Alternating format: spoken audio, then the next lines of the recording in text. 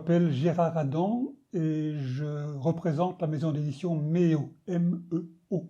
Les éditions MEO, c'est l'aboutissement d'une étrange aventure.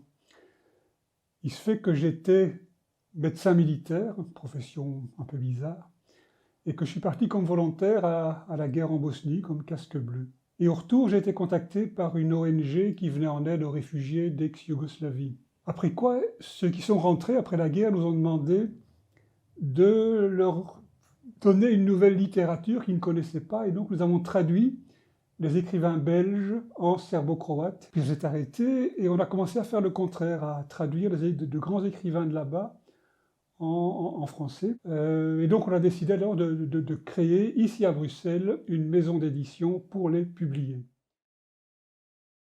On a commencé à publier des traductions, mais aussi directement des écrivains belges qui, sachant que je fondais une maison d'édition, sont venus me trouver en disant qu'ils avaient des manuscrits.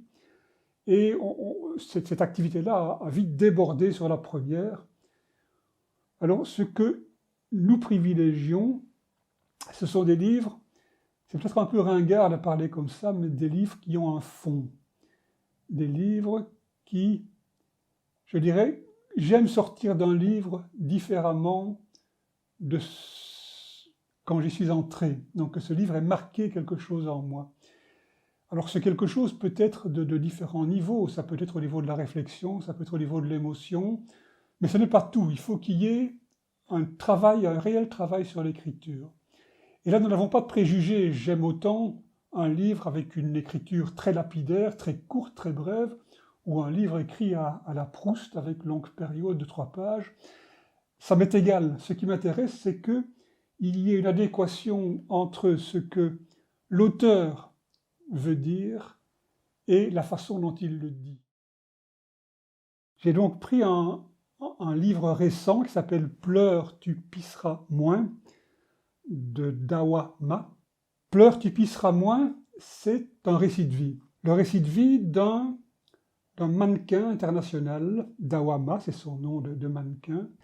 Cette femme, en 2013, a fait une dépression abyssale.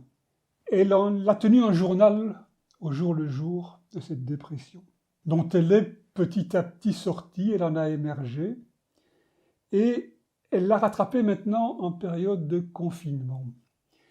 Et donc, une fois confinée, plus de défilé, plus rien, elle s'est mise à réfléchir à sa dépression, dont elle connaît très bien l'origine, et à mettre chaque phase de la dépression en parallèle avec un épisode d'une enfance martyre.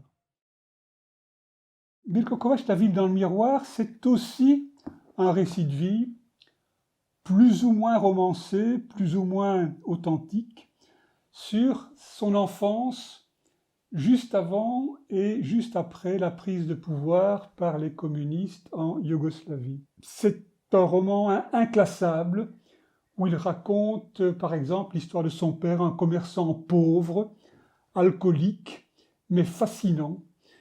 Il raconte sa propre histoire d'enfant qui se hasarde entre plusieurs choses, qui finit par aboutir finalement à une reconnaissance comme écrivain, et qui donne une image fantastique des premiers temps de la Yougoslavie, avec à la fois l'enthousiasme révolutionnaire toujours présent, mais déjà le début de l'effondrement idéologique, déjà le début des récupérations, etc.